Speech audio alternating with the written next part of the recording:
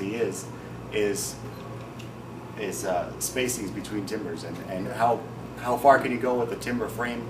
They specialize in things like lam beams and things like that, and the strength of those.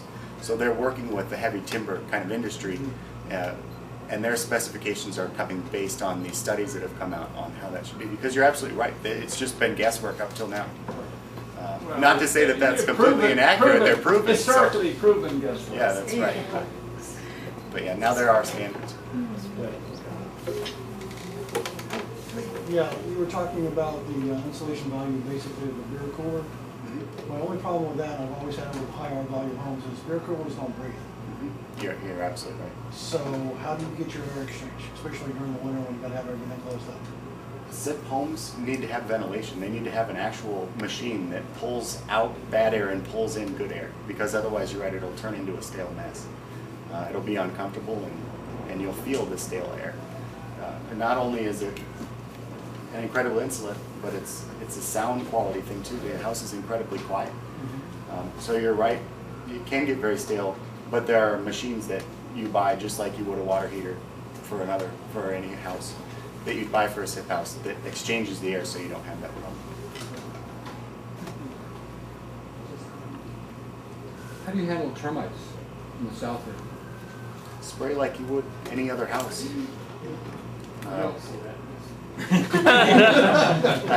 There's not a real good answer for that. Just like with any house, you need to protect it. So whatever steps need to be taken for that. Yeah, and one thing with the Sand Creek Farm kits, there is a cedar sill plate all along the side, and as you know, cedar is a natural deterrent. But yeah, that's true. You're protecting your investment.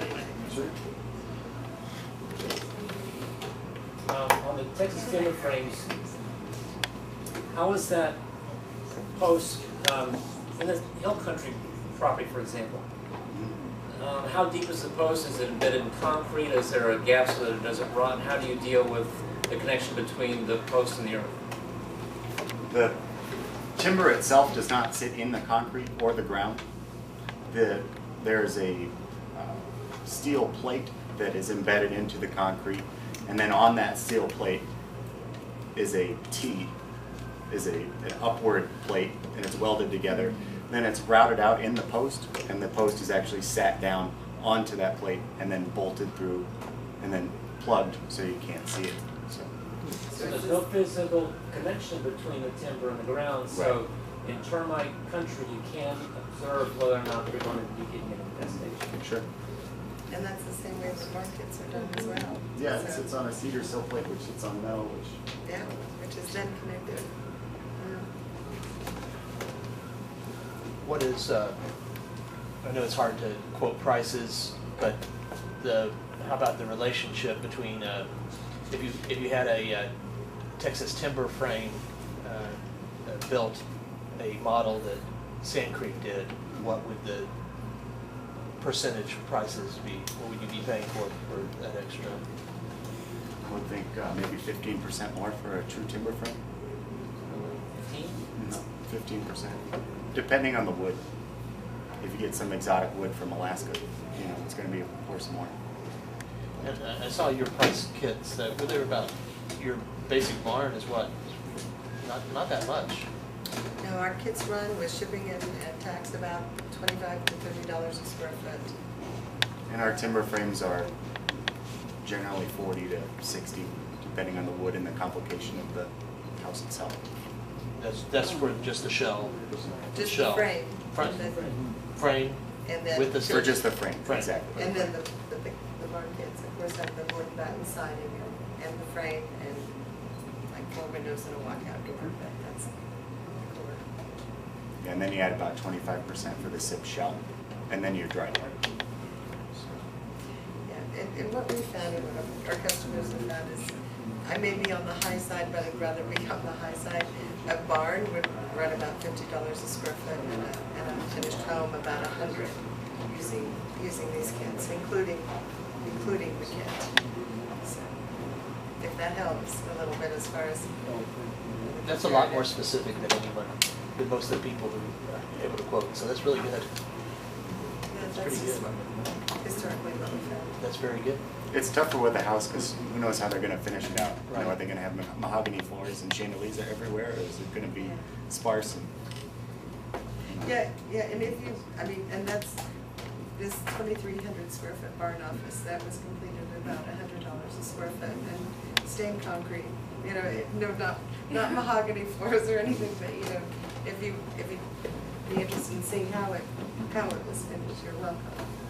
So, A lot of what people are doing with timber frames now is creating a hybrid because it's a great way to reduce the cost. So they'll build the core of their house is a timber frame, their great room, their kitchen, maybe a loft with a vaulted ceiling open to give them that timber frame feel that they dream of and that they want. And then their bedrooms and their bathrooms will be conventionally framed. I'm really a supporter of this because it gets more people into a timber frame home. And then on the other side of it, when the rest of the house kind of falls apart, you're still going to have that core, and you can go back and add or keep it the size it is, or whatever you'd like to do. You're creating a sustainable building, but you're doing it in a way you can afford, in a way that's beautiful. And a lot of people are doing it. I'd say 80% of the homes we sell are hybrids. How does timber frame construction compare to a log home? You know, we're seeing a lot of log homes for the homey nature of it, so. The log homes are logs stacked on one another to create a wall with chinking in between the logs. With logs, it's real hard to get a dry log, so the log's going to move, and you constantly have to come back and re-chink. I was born in Colorado. I lived in Colorado and sold St. Creek Barn, so I love log homes. I love the look. There's a lot of maintenance involved.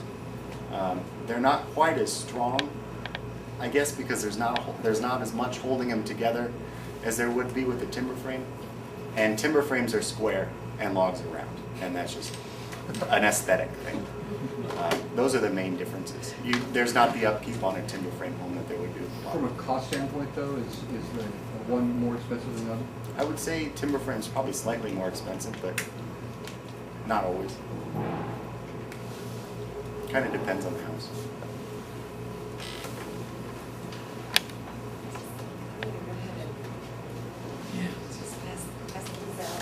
Is there any advantage to having a timber frame and having it infilled with stone brick or earth blocks? Don't have a half-off coupon for tonight, do you? We can work something out. All right. There's a lot, you can put a shell on a timber frame in a lot of different ways. That's what I'm wondering. Do they ever do it, are they using it, timber frame for infill with stone or brick or something like that? Or- That's been done. A lot of the concrete blocks with the insulation actually poured in them. That's used a lot with timber frames. I think that'd be what you were talking about, the central core being a timber frame, and then your extension out from that be more conventional. Right. For that would work well with some. Yeah, definitely. Yeah.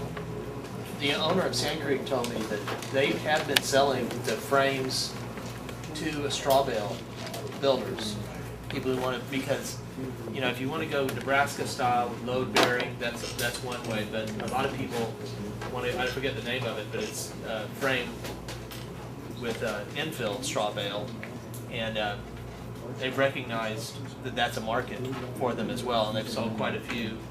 Not necessarily in Texas, but other places, because it's an easy way to get all your support, and then you can infill with whatever you want.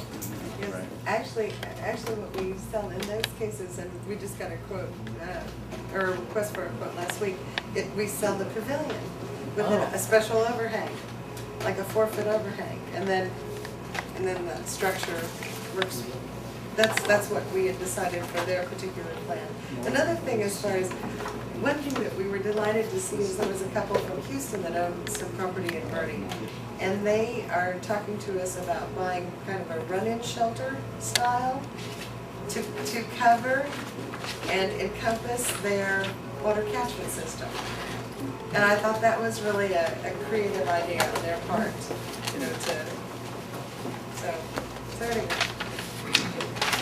Any more questions? Thanks, guys.